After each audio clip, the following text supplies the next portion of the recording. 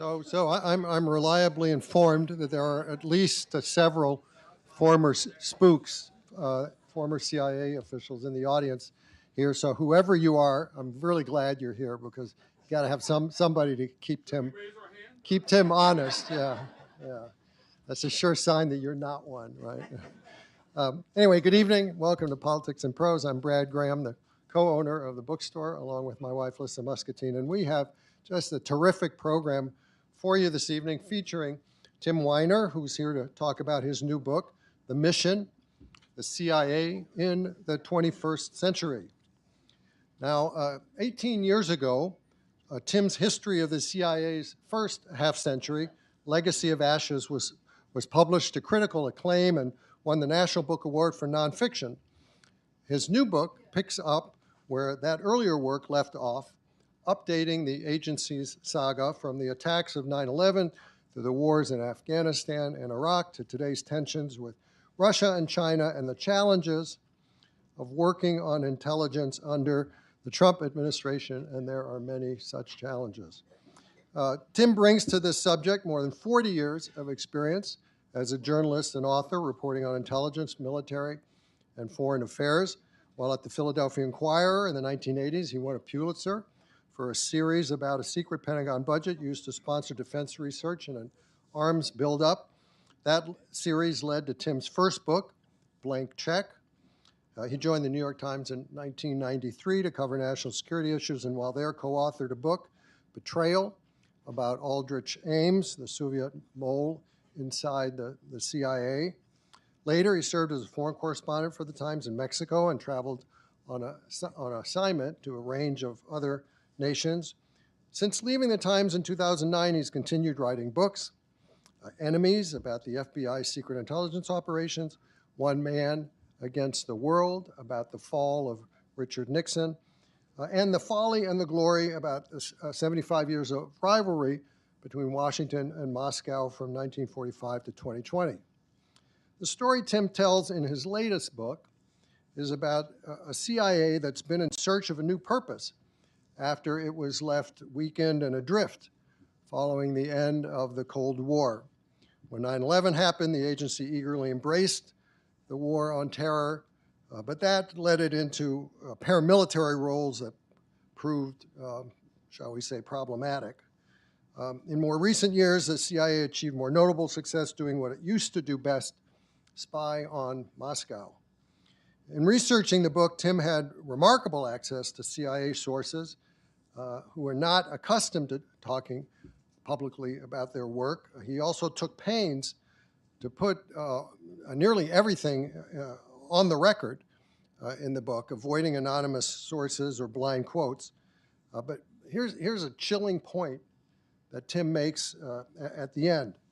Given the Trump administration's crackdown since taking office on free speech rights, on the free speech rights of former CIA officers and analysts, an on-the-record book like this could not be written now. So we all really should be grateful that Tim got to speak with everyone when he did. In conversation with Tim will be another very accomplished journalist who knows her way around the national security world, Dana Priest.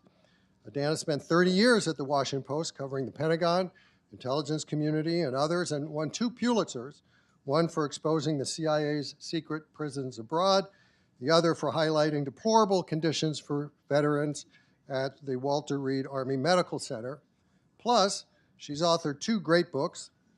One happens to also be called The Mission, but hers is about the military's expanding responsibilities and influence. And the other book, Top Secret America, about the rise of the new security state. So, ladies and gentlemen, please join me in welcoming Tim Weiner and Dana Priest. So, Dana, please sit over here.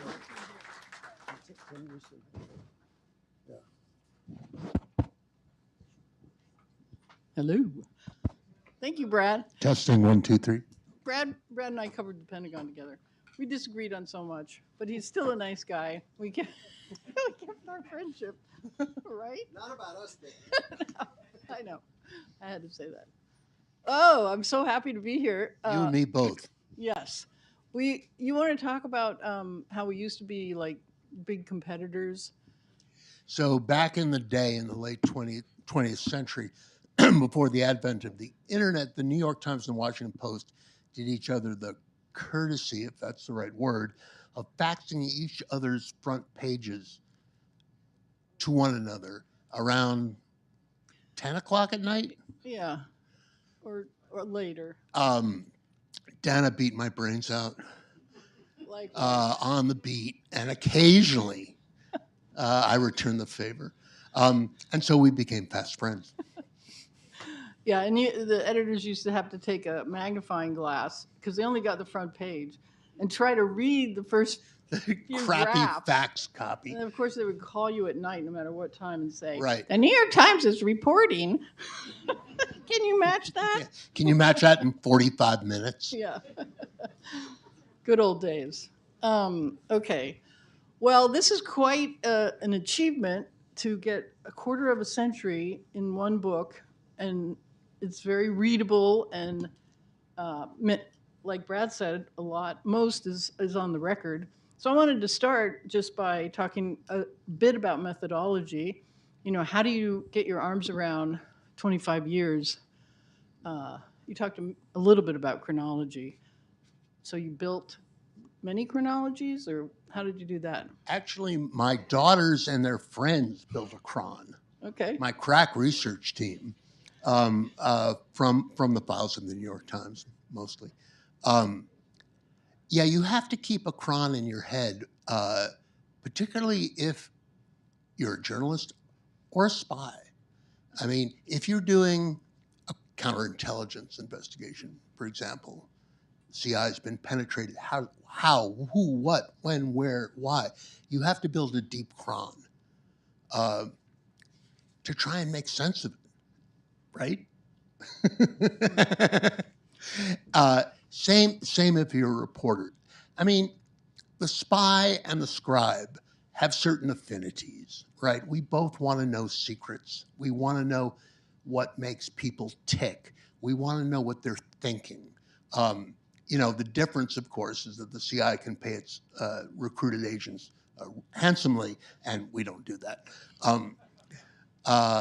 But we understand each other if there is no prejudice on the part of the CIA officer or analyst to regard you as, you know, a media puke, which is a strong, believe me, bias. But, you know, it's like you land in Jalalabad, Afghanistan, and you say, "Take me to your leader," and you sit down, you have many cups of tea, and eventually you know, talk to one another. Richard Helms, the CIA director under Nixon and Johnson and a charter member from 1947, said, quoting Sun Tzu, "Know your enemy." He said, "The only way to know your enemy is to talk to him." Well, we're not enemies. Are we? Sometimes we are. Mm, In the moment. I haven't found that. Okay. So one of the things you did is you interviewed every past CIA director, correct? The living ones, with some exceptions. With some exceptions. Okay. Did you were you surprised by anyone in particular? Did you interview George Tenet, who's been in hiding since 9/11? You know, when I was on the beat, I interviewed George Tenet, who was the director, the acting director, and then the director for 8 years. He was the director for 7 years to the day, from 97 to 2004. And he and I talked many, many times. For this book, George agreed to do an interview, and then literally at the last minute, the night before, he said, Yeah. Okay. And I think that George Tenet, like George W. Bush, is haunted by what happened after 9/11. Yeah. So you have some, besides chronology, you also weave several personalities that come up over and over through the 25 years who individually tell almost the story of the book. And so I just wanted, I'm going to pick out, I picked out three. We could talk about one right now. Jose Rodriguez. We get introduced to him in the infamous Peru shootdown, where the CIA lies to everybody later about what happened. So can you talk about Rodriguez? Jose Rodriguez was the chief of the Latin American division of the clandestine service until he was removed for what the inspector general called a remarkable lack of judgment. Jose was doing time in the kind of the penalty box at headquarters looking for an onward assignment on 9/11. The head of counterterrorism at CIA, Cofer Black, Cofer and Jose had been classmates at the farm, the CIA's training camp for spies back in the 70s, said, we'll find something for you to do, and then the next day made Jose third in command of counterterrorism at CIA after 9/11. The counterterrorism directorate had just been given $1 billion boost by the President of the United States.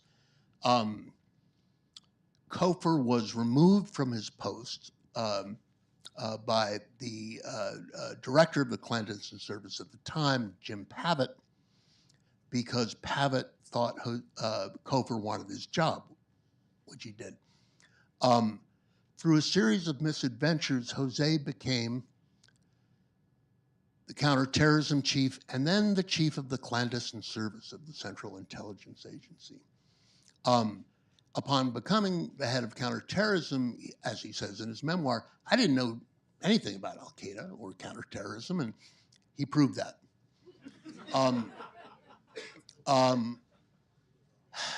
Bob Gates, the former director of CIA and Secretary of Defense under Bush and Obama, said something really profound. He said, on the 12th of September 2001, we did not know jack shit about Al-Qaeda, quote unquote.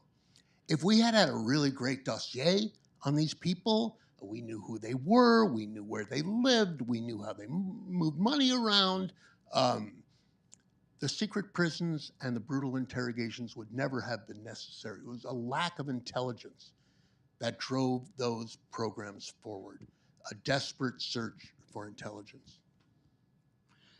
So failing. And Jose, more than anybody else, is responsible for the secret prisons and for torture. And then he destroyed the tapes. The tapes. There were tapes. The tapes that were made at the secret base in Thailand of the first two prisoners of any, status that the CIA had taken in 2002, they were there to make sure that the interrogators followed the rules. And unfortunately, at that time, there really weren't any rules. What went on at that base, the waterboarding, the sleep deprivation, hanging people, from their wrists for days on end and depriving them of sleep. The CIA officers and analysts who were there to try and, winkle intelligence out of these people, many of them were reduced to tears. It was awful. And yeah, there were tapes. There were 96-hour-long VHS cassettes that were sitting in the CIA station in Thailand. And Jose, disregarding orders from the director of Central Intelligence, the chief of the clandestine service before him, the White House counsel, and I'm leaving somebody. Oh, yeah, the CIA's chief lawyer, John Rizzo, who had been the CIA lawyer for so long that he remembered Iran-Contra, and he knew a scandal when he smelled one. Jose said, yeah, I want to destroy the tapes, despite being ordered not to. And of course, this is America. It's hard to keep a secret for too long. The New York Times reporter Mark Mazzetti sussed this out. And of course, the then director, Porter Goss, had not had the spine to tell Congress that this had happened in violation, among other things, of a court order ordering the CIA to preserve evidence. So that was a bad time. And his boss at the time was Gina Haspel, who becomes the CIA director later. So we'll get into her. We'll get into her later, okay? Yeah, all Gina did was transmit Jose's order to destroy the tapes. So yeah, her fingerprints are on it, but it wasn't a crime. Okay. So I found a really great summary of the whole book back here on page 385, The Infantry of Our Ideology. And so I wanted you, if you could, to just read this. That paragraph. That paragraph and then this paragraph. Hold on. That paragraph. Those two. Yeah, those two.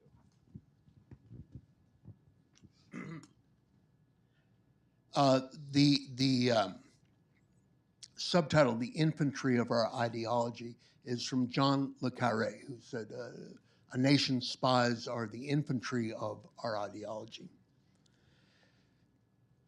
The CIA had crossed the line in the first 20 years of the 21st century, serving as a tool for torture and an instrument of death, running cruel prisons and executing innocent people, though the moral responsibility lay with the presidents who gave the marching orders, not with the officers who executed them. It had targeted and assassinated an American citizen, albeit a terrorist, at Obama's command. Quote, the precedent of an American president being able to kill an American citizen under any circumstances on just his signature is dangerous, Bob Gates had warned. The CIA's analysts had provided the abysmal intelligence to justify the invasion of Iraq, although the bloodshed of the war forever stained the hands of the man who had started it. I want to interrupt this fascinating reading by saying that among us is the gentleman who was the chief of the Iraq operations group in the run-up to the American invasion of Iraq, who authored and helped execute a largely successful covert operations plan to penetrate Saddam's military and spy services. And Luis Rueda, he's here somewhere, said, these guys would have gone to war if Saddam had a paper clip and a rubber band to put your eye out. And I think that is a fair summary. Okay, to continue. On September 11th, which now seemed like the first day of the new millennium, Americans had seen to their sorrow that when intelligence fails, people die.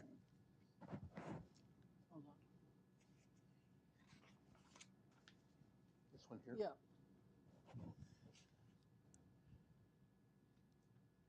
A lawless chief executive could command the CIA to serve as his secret police, to spy on Americans, and to support right-wing dictators as it had done in the greatest secrecy during the Cold War. He could demand that it cease spying on Russia and subvert American allies abroad.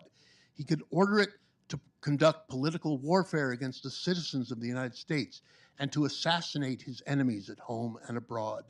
The officers of the CIA would be the only line of resistance. Unless they rebelled against him, the CIA would no longer be an intelligence service under law, but a secret weapon wielded by a man above it.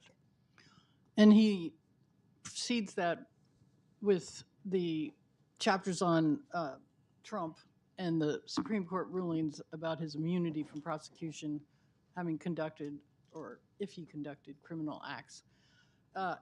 So I want to go back again in time for a minute and talk about, so we got up to George Bush quickly, but let's talk a minute about Obama and drones, because it was less dramatic in a way than, secret prisons and torture and things we were able to write about in the beginning, but it was very lethal and very effective and probably not in everybody's memory bank. So just remind us how significant his escalation in drone warfare was.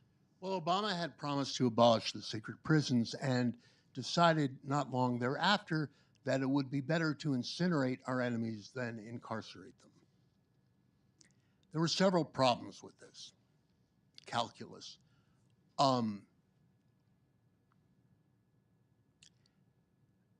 What got to Osama bin Laden's hideout eventually was not torture. The CIA in Pakistan in 07, 08, 09 was recruiting Al-Qaeda terrorists under the leadership of the then station chief and future director of the clandestine service, John Bennett. This is not easy.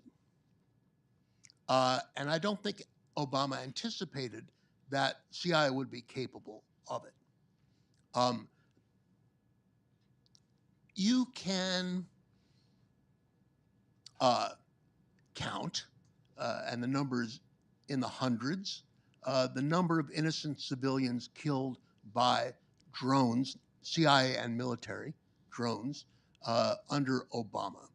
And, at one point, the commander of American forces in Iraq, Stanley McChrystal, said, "When are we going to get it through our fucking heads that killing civilians is going to lose us the war?" I note, for the record, that we did not win the wars in Iraq and Afghanistan. So Obama's calculus for the Nobel Peace Prize and his argument that if we betray our values, we are lost, made a calculus, and it was driven in great part by John Brennan, whom he appointed as director of the CIA in 2014. It was better to kill them than to try and suss them out and recruit them. Okay. The other thing that happens under Obama is the Assange, Julian Assange from WikiLeaks obtains Vault 7, which is this. Two different things. Okay. Yeah. That's clever. Okay. I wanted you to talk about Vault 7. Well, Vault 7 was an inside job that Right. was accomplished by a sociopathic CIA techie who basically downloaded and slipped to Assange all the digital tools that the CIA had developed since creating a digital directorate, its first new directorate in decades, in 2015. And that was a huge blow. But the real inside job was that years earlier, probably 2012, Julian Assange, who posed as a journalist, was recruited by the Russian intelligence services shortly after he took refuge in the Ecuadorian embassy in London after being charged with rape in Sweden. And the operation in which the Russian intelligence services rat-fucked American democracy by monkey-wrenching the 2016 election in favor of Donald Trump could not have happened without Assange. If you followed his story, you know that he eventually pleaded guilty to a charge of espionage. Okay. He was a Russian agent. So your opinion of what happened during the lead up to the election in 2016 is very black and white. And you don't make a lot of, or I'm not sure at all, of the Mueller report, which is a little more nuanced than you write. So is it fair to say that you believe Donald Trump is a Russian asset? Which is really what you say in the book. I don't actually say that. Really? Right up to the edge of saying that, but I don't say that. Right up to the edge. For the last 10 years, people have wondered, what is the nature of Trump's bromance with Vladimir Putin? Mm-hmm. Okay. Does he like Putin because he wants to be like Putin, you know, an autocrat unrestrained by law. Many people, journalists, spies, diplomats, citizens, have speculated on the nature of that relationship. And to me, the question was answered this past February 24, when Trump ordered the U.S. to vote with Russia, Iran, and North Korea against a UN resolution condemning the Russian invasion and occupation of Ukraine. He wasn't Putin's asset, he's Putin's ally. And he, you know, has changed his tune in the last couple of days. Someone got to him and said, you know, Putin is like not your friend. But that can change. That is a decision and revision which an hour can reverse. For the last 10 years, the CIA has been in Ukraine working with the Ukrainians and helping to ensure their survival. And after the Russians monkey wrenched the 2016 election, there was a new chief of the clandestine service, and his name was Tomas Rakusan. His roots are Czech. He was 9 years old when Soviet tanks rolled into Prague to crush the people's resistance to Soviet oppression. His feelings about the Russians were bred in the bone. And this is the spring of 2017, and Tom Rakusan called in the top officers of the clandestine service, most of whom had spent most of the last 15 years running counterterrorism operations. And he told them, I want you to take the talents that you have developed, the experience that you have in targeting terrorists. And by targeting, I don't mean putting warheads on foreheads.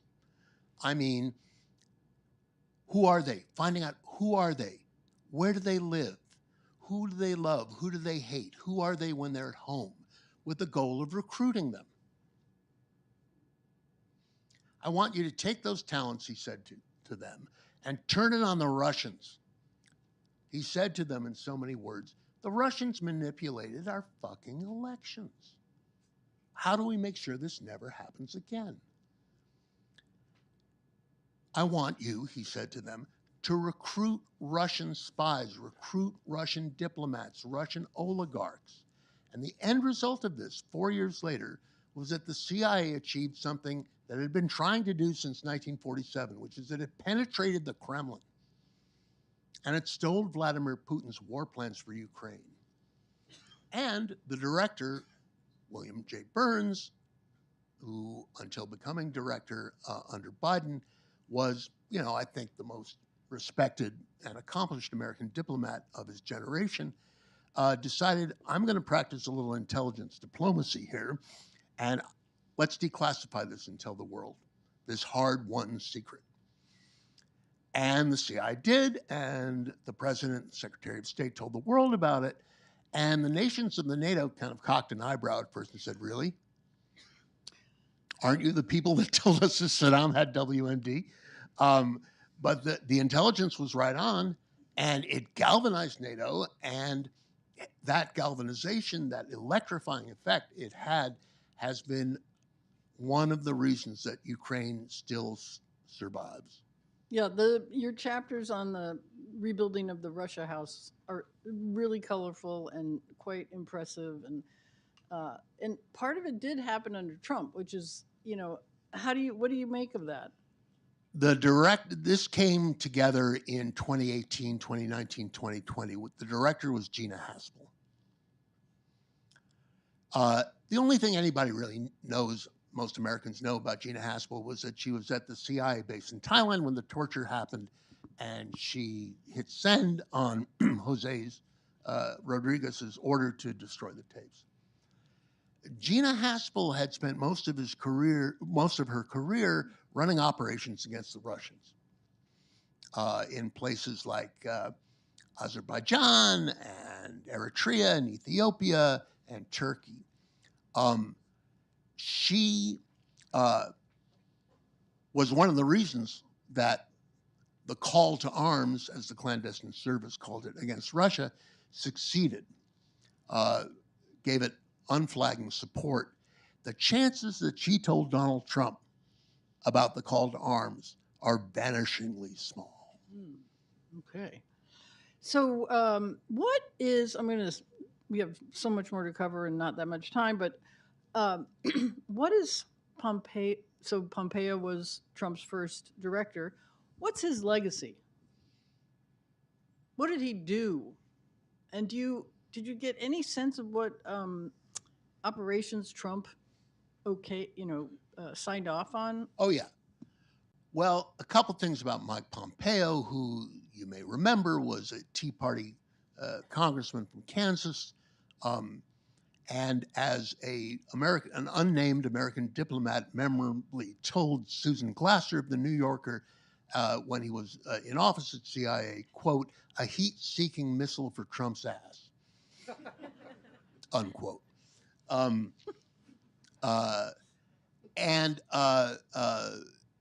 My chapter about Pompeo is called Kneecapping and Ring Kissing. He gleefully kneecapped his enemies, and he kissed the president's ring, at every available opportunity. But one thing he did was to bring back from bureaucratic exile at CIA a guy named Mike Andrea. And Mike Andrea had been running counterterrorism operations from 2006 to 2016, at which time John Brennan, then the director, shelved him and gave him a job reviewing ongoing covert operations, which is, the penalty box. And DeAndrea was, without doubt, the most lethal covert operations officer in the history of the CIA. He ran counterterrorism. He ran drones. Interesting character, a Muslim convert, a vegetarian, and a chain smoker, and tough guy. So Pompeo called DeAndrea back in from the penalty box in 2017 after asking his second in command, Gina Haspel, what should I do about Mike Andrea? So he called DeAndrea into his office on the 7th floor, Pompeo did, and said, "Hey, Mike, how you doing? So they tell me you're a shithead. They tell me you're an asshole. They tell me you are impossible to work with." And DeAndrea gave the perfect answer. He smiled a thin smile, and he said, "Mr. Director, I am not impossible to work with." And Pompeo said, "Great, you're the new chief of the Iran Mission Center." And the outcome of that was, in January 2020, the United States military and the CIA assassinated the chief of the Iranian Revolutionary Guard Corps, Soleimani, at the Baghdad airport with a Reaper missile. And that was the crowning achievement of Mike DeAndrea's career. Pompeo was long gone. He became Secretary of State. And he is the author of the American surrender agreement to the Taliban in Afghanistan. And that is his crowning achievement. Do you have any sense of what Trump's CIA in the first term did against China, if anything? Rebuilding. In the first decade of this century, the CIA had remarkably, under incredible odds, because China is the ultimate surveillance state, built a big network, upwards of 24, probably more, of recruited Chinese agents. And these were people who were up-and-comers. And the Chinese political system, this is before Xi took office and executed everybody who was responsible for this, was very corrupt.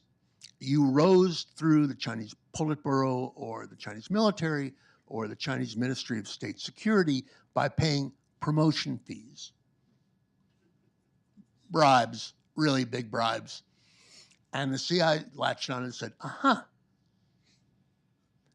and would, find a way to talk to up-and-coming people and say, this is the only phrase in Mandarin I know, 我是你的美国朋友.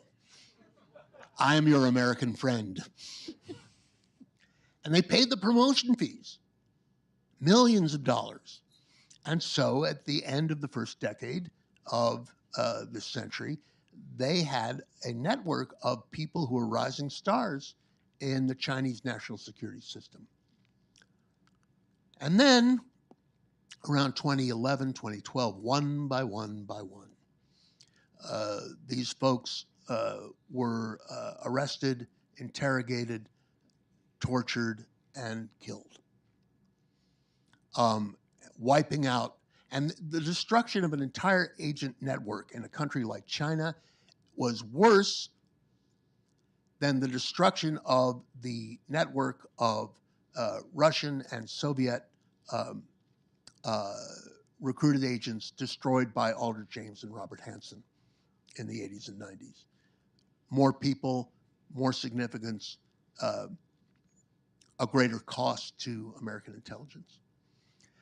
And ever since, to the best of my knowledge, the CIA has been trying to rebuild that agent network. Okay. A very difficult proposition. Especially since the Chinese are so all surveillance all the time. Yeah, I mean, one of the great challenges, anybody know how many closed circuit TV cameras there are in China? Take a wild guess. Upwards of 500 million. And what the Chinese are trying to do through espionage, cyber attacks, is to project their surveillance state into the United States. Yeah. And one thing they did that is of particular consequence to CIA was in 2014, they stole all the files of the Office of Personnel Management. And everybody in Washington knows what the Office of Personnel Management is, right? Including the security files, the SF-86 files of everybody who worked in American intelligence, including the CIA. And they took this data, 22.5 million people, okay? And I don't know how many, but hundreds of thousands of people in the intelligence community. And they took this data and they crunched it along with biometric data that they had stolen from the world's international airports. They gave it all to Alibaba.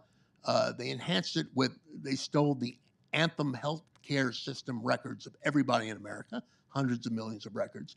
And so now they got a pretty good picture of who's who in the zoo of American intelligence. And if you are a CIA officer and you are landing on a new assignment in Kuala Lumpur or Ouagadougou or Beijing, likely as not, you're collecting your bags at the airport and a Chinese intelligence officer is going to come up to you and say, I know who you are, Joe. Tough business. Yeah. And they also took Hertz and Marriott. I mean, I'm sure they can find people when they're traveling. So I'm going to skip Bill Burns because he's a whole book. He's writing his own memoir. Okay. We don't really have.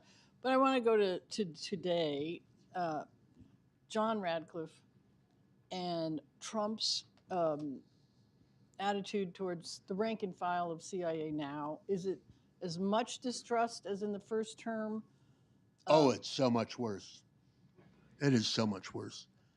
The last year of Trump's first term, after his acquittal on his impeachment for trying to extort Ukraine, I'll give you your weapons if you give me dirt on Joe Biden. Lest we forget, it seems so long ago. Trump was emboldened. And I'm probably not telling you anything you don't know. Trump thinks CIA is the capital of the deep state. He called its officers Nazis and Gestapo and stormtroopers after their assessment that the Russians had helped him win the 2016 election. And he aimed to capture the U.S. Intelligence Committee in the last year of his first term. And one of the ways he did this was to appoint a 3-term Texas congressman and MAGA acolyte named John Radcliffe as the director of national intelligence.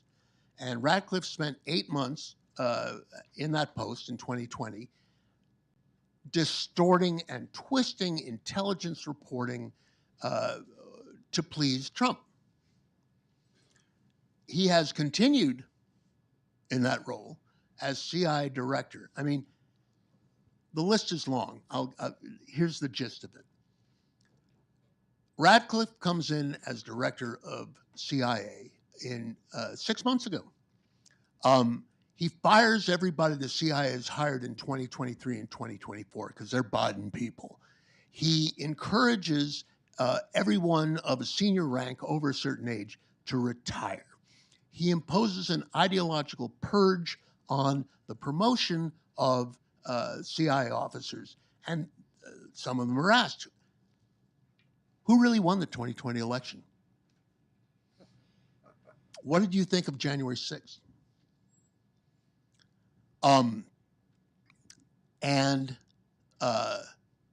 As I say, the list is long. There's more of it. Worst of it to me is that he abolished the CIA's diversity policies. The CIA had been trying since at least the 1970s to hire African American, Asian American, Latin American people on the very good presumption that if you want to spy in China or Sudan, it would be really good to send people who are Chinese or African American who have some cultural literacy or language skills, and not send a guy who looks like he just got off the bus from the National Conference of Student Council Presidents in Topeka, right? And diversity is a superpower for the CIA. It's how they don't get caught. And, all of this proves a point that I try to make in the book. Ideology is the enemy of intelligence. If you are an ideologue, you don't care about the intelligence. Your mind is made up. And the President of the United States, who routinely puts intelligence in scare quotes, on social media, and has said, most recent example, the United States bombs the Iranian nuclear weapons complex. Trump declares, we obliterated it, it's totally destroyed. The intelligence, American intelligence, Israeli intelligence, says, yeah, no. You set it back, but you didn't destroy it. And Trump said, I don't care what the intelligence says. And the Secretary of State, Marco Rubio, on the same point says, forget about intelligence. You could put forget about intelligence on a banner and hang it from the White House walls, because that's where we're at right now. Richard Helms, the Cold War CIA director, once wrote, if we are not believed, we have no purpose. And that raises a question of where American intelligence is going to go for the next 3.5 years. That's not the only question. Thank you. So we're going to take questions. If you want to come up to the microphone, that's where we're going to take them from. And just state your name and ask your question. And please state your question in the form of a question. Thank you. I will do both of those in order. I am Richard Smith, Dick Smith, and my question has to do with some information that you gave us a little while back about how rapidly this large, impressive collection of assets that had been accumulated in China, how rapidly it sort of deteriorated early in the 21st century, which made it sound like there was some single failure or whatever that explained all this. There were at least two. Okay. Can you tell us something about those two? Or Counterintelligence investigations take a very long time, years, decades. And 12, 13 years into the counterintelligence investigation of how this happened, there are two answers, but not the answer. CIA used, it's called COVCOM, Covert Communications System, to talk with its recruited agents, not just in China, but in Iran, for example. And what this was, as it developed, was a rudimentary set of internet sites that looked like they were sports sites or entertainment sites. And you went on these sites and you hit, the secret password, and you were into the covert communications system. There were hundreds of these. They had consecutive IP addresses, so that if you pulled one thread, the sweater became unraveled. And the Iranians got onto this first, and they told the Chinese, and doubtless the Russians. Okay, so the how can I put this politely? The lack of sophistication of the COVCOM is one factor. Right. There was also a former CIA officer who was Chinese. He'd been in and out. He was, a head case. He subsequently pleaded guilty to espionage, but he's not the answer either. It was the COVCOM plus this guy and some X factor. Because the Chinese COVCOM was more sophisticated than the Iranian COVCOM. And there are some very good counterintelligence officers at CIA trying to suss this out. And it may take another decade. Counterintelligence investigations are tough because you're damned if you do and you're damned if you don't. If you catch the spy, the people say, why didn't you catch the spy, 5 years earlier? And if you don't catch the spy, hurry up. yeah. And if counterintelligence officers maybe drink too much or question whether God is just, you can forgive them. Thank you. Okay, next. I went to a talk at Heritage where they had John Radcliffe and director Robert Redfield, former CDC director, and I asked what they knew about COVID origin, and Radcliffe said, "We know a lot that we can't say," and Dr. Redfield said, "We know exactly where it came from. It was a diffuse project that was the cookbook for making COVID that DARPA had rejected, and that they took it and used, and the director Redfield was iced out of the talk, and it was confirmed by Dr. Francis Collins at an Aspen talk." Your question. So the question is, if Jeremy Farrar was the guy who led the debate, not the CDC director Redfield, and he was partners with Peter Daszak from EcoHealth in Vietnam in 2010 of back collection, and he didn't divulge that he had a conflict of interest. Is this a bigger cover-up than Watergate? The COVID. Is there a big cover-up of COVID? Probably not. You're above my pay grade when you're asking me about the origins of COVID, but that is an investigation that is probably ongoing and will last for a long time. Okay. I have no idea. Tim, thank you for the work you've done. Legacy of Ashes was a marvelous book. I'd like to hear what you think of the current discourse about the so-called rules-based order.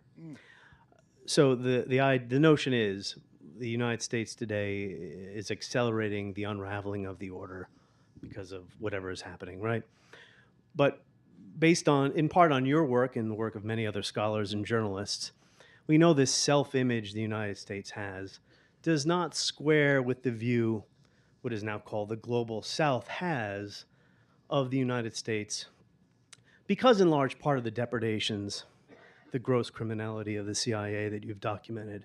So can you talk about this whole idea today that we're now losing the world? Forgive me if I give a slightly long-winded answer, since I see no one standing at the podium here. The CIA was fortunate during the Cold War and the last decade of the 20th century, in that the United States, for its flaws, stood for freedom and democracy in the world. It was a remarkable fact that after the Cold War ended, the number of democracies in the world rose until in the summer of 2001, the number of democracies and the number of autocracies in the world was roughly equal. Had never happened in the history of civilization.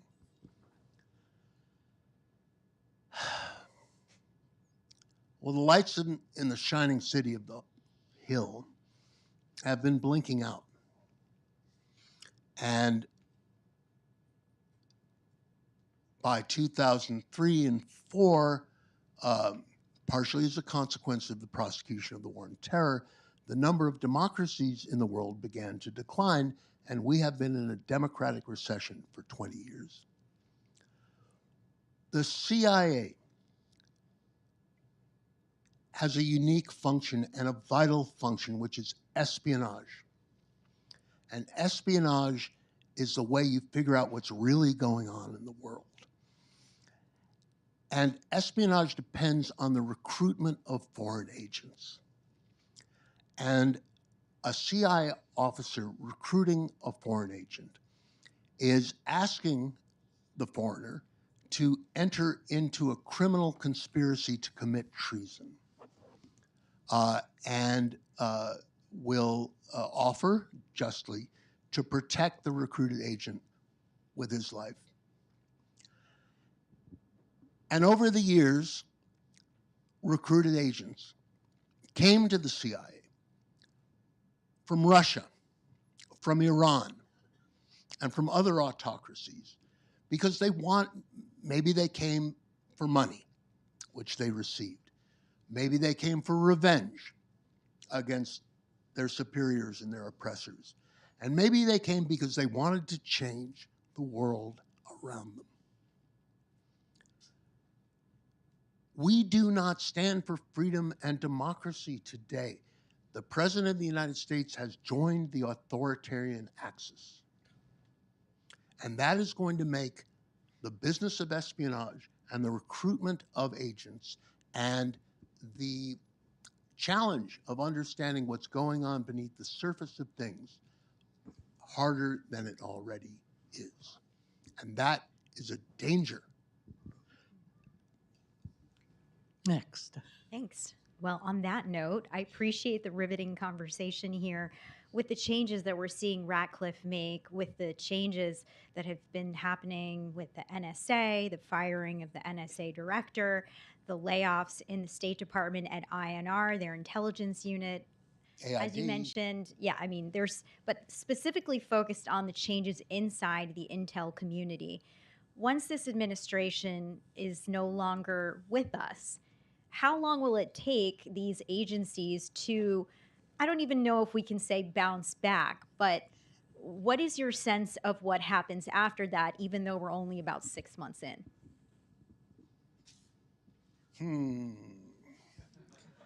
I am not a good prognosticator, and I have learned through experience that he who lives by the crystal ball will end up eating broken glass. I'm not sure we can make it through the next 6 months, much less 3.5 years. I mean, I'm not a Cassandra. I am an optimist, but Are you an optimist when you say that? I don't know. I know. I believe that God loves fools, babies in the United States. I do. I think we are at a time of danger as great as we were in the months before 9/11. I think the instruments of American national security are in the hands of crackpots and fools. The Secretary of Defense is, how can I put this politely, an amateur. The Director of National Intelligence is a conspiracy theorist. The head of the FBI is dismantling its national security and intelligence and counterintelligence directorates to get hundreds of agents out chasing migrants. And the head of the CIA is a MAGA acolyte who believes it is his job to tell the president what he wants to hear. Okay, but going back to my question real fast, and I know How there's long will someone it take? behind me here, but I'm just standing here. Is it possible to rebuild it? What efforts, is it? Yeah, I mean, Just say yes. Of course it is. Absolutely. I think the larger question is, what will it take for smart young people to want to work for the government of the United States after this? well, the CIA is still showing that they're hiring on Instagram. I'm going to leave. Thank you so much, though, both of you. And those people had to go through clearances. That's what takes so long to get them hired, and then they fire them all. Is there a classified Instagram? I don't know. We'll find out. Good evening. Your brother Richard told me to say hi from you from Paris. So, I have a question just about your assessment of the CIA's ability and its willingness to provide candid advice and analysis on the issue of Israel and Palestine.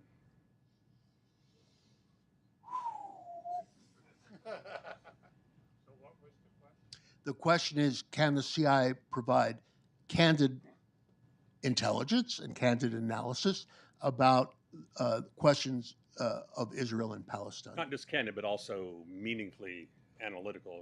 Have they been defenestrated like a lot of other parts of the intelligence community?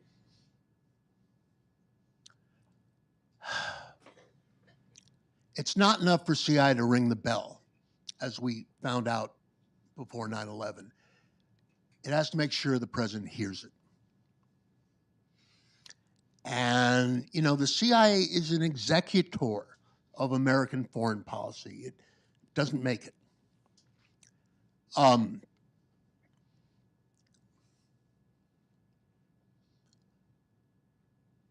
The CIA is also, part of American political culture. And our political culture has made it unacceptable and, I dare say, illegal to say that the Israelis are committing genocide upon the people of Palestine. What else would you call it? The slaughter of tens of thousands of civilians. A day ago, the Israelis bombed a church. And this particular church had been receiving daily phone calls of support from the Pope for their work in trying to save lives and shelter people. And I'm sure the president will have stern words for Netanyahu about that. Maybe he does. American foreign policy support for Israel has been unswerving and steadfast since 1948. And no CIA analyst is going to change that, no matter what they say. So I'm going to close with one question. Often when reporters and book authors do their work and find out things, they let the CIA know what they found. And part of that is they want to just make sure, well, they're hoping the CIA will add things maybe to the story, but sometimes they want to make sure that they don't unwittingly disclose something that is really harmful to national security. And I mean, really, not just the, we won't work No with you anymore. reporter in his or her right mind would knowingly publish something that could get somebody hurt or killed. But so when you were done with your book, did you, did you show it or vet it somehow and solicit input about that sort of thing? And did you get any? And did you take anything out? You know, that wasn't necessary, because the last time I was in CIA headquarters was a year ago. I had asked to interview the sitting chief of the clandestine service, Tom Sylvester. And I actually checked this with you, that has any sitting chief of the clandestine service ever given an on-the-record interview of substance before? And you said, Not that I know. nothing worth printing. Yeah. So I spent an absolutely fascinating hour in a windowless chamber at CIA headquarters with the sitting chief of the clandestine service, Tom Sylvester. And, you know, I had done a great deal of reporting on Sylvester's career up to that point.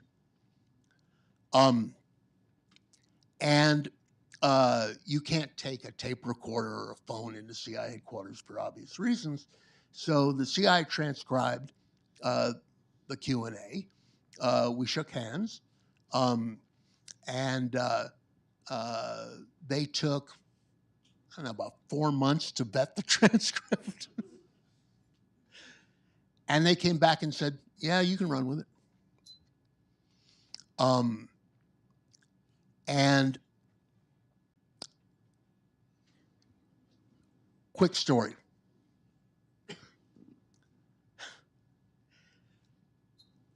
Legacy of Ashes came out 18 years ago, and the galleys came up. And I sent 5 copies to the CIA for their enjoyment. Not long thereafter, this was in early June of 2007. Not long thereafter, I got a call saying they're going to do something extraordinary. They're going to show how open they are and how unafraid they are of their history. They're going to declassify the family jewels. And the family jewels were a compendium of 693 things that CIA officers and analysts had reported to the director in 73 and 74 that were possible violations of the CIA's charter. And the gist of this was known, the gist had come out in the Church Committee, but the actual nitty-gritty of it, the documents, had not. And I said, oh, really? Fabulous. When are they going to do it? And he said, June 27th. So I went to the executive editor of the New York Times, where I worked then, and I said, hey, Bill, how would you like to scoop the CIA? And so we had a locked up PDF of the book, and I circulated it to, Times reporters who covered intelligence. And of course, I told my publisher about this. And she said, goody. And she took the locked up PDF of the book to an on sale in your bookstore book in 3 weeks, which is quite a feat. So on the day the CIA said, look, here are the family jewels. I said, look, here is my book on the history of the CIA. And, the CIA has and always has had a public information office and public affairs officer. And I tell the story in the beginning of the mission of how I first set foot in the CIA. So I was 31 and I was fixing to go to Afghanistan during the Soviet occupation because it was not a secret. The CIA had been pumping hundreds of millions of dollars of weapons into the hands of the Mujahideen to bleed the Soviet bear, and they were about to introduce the Stinger anti-aircraft missile. Before, it had been Soviet bloc weapons that they were pumping in with the help of the Saudis and the Chinese and the Egyptians. But now they were going to put an American weapon in the hands of the Mujahideen, and it was going to kill Soviets. And I said, boy, that's a great story. I'm going to Afghanistan. I'm going to find me a Stinger missile in the hands of the Mujahideen. And I called up the CIA, as one does. I had never called up the CIA. And I said to the public affairs officer, Pete Ernest, Oh, later the director of the International Spy Museum, I said, hello, how are you? I'm going to Afghanistan to write about this secret covert operation that you people are running. And I understand that you sometimes do country briefings for reporters who are going off to strange places. How about it? And he said, absolutely not, and hung up on me. So off I went. To Afghanistan, and it was a three months of backpacking with the Mujahideen. And I came back to Washington. I hadn't been back at my desk for more than a day. The phone rings. Guess who? It's my new best friend from the CIA, Peter Ernest. And he says, Tim, how are you? And I said, great, how are you? And he said, how was your trip? And I said, it was unbelievable. And he said, how would you like to come in for that briefing now? And I said, I'd be delighted. I'd never set foot in the CIA. So I, drove 7 miles up to the exurbs of Virginia. This is early 1988. And I walk into the headquarters of the CIA, into the cathedral that Allen Dulles built for himself, the monument that he built to himself. And I'm sure some of you who don't work at CIA have been there in one capacity or another. And on the left-hand wall, engraved in big bas-relief letters, is John 8:32. And ye shall know the truth, and the truth will make you free. I'm hooked. I go up to the 6th floor, and there are 4 Afghan analysts waiting to talk to me. And the only thing they really want to know from me, I have many questions for them, but they want to know something from me, which is, what's it like? Because they were desk-bound analysts and they'd never been within a country mile of Afghanistan. I mean, Americans didn't go to Afghanistan during the Soviet occupation. Too dangerous. No hotels. No electricity, for that matter. But So I go back down the elevator. I walk out. I turn to my right, and there's the Gospel of John. And I knew what I was going to do with the rest of my career, which is, I thought it would be possible to cover CIA like you cover the cops and the courts. And as Richard Helms said, the only way you get to understand another person is to talk to them.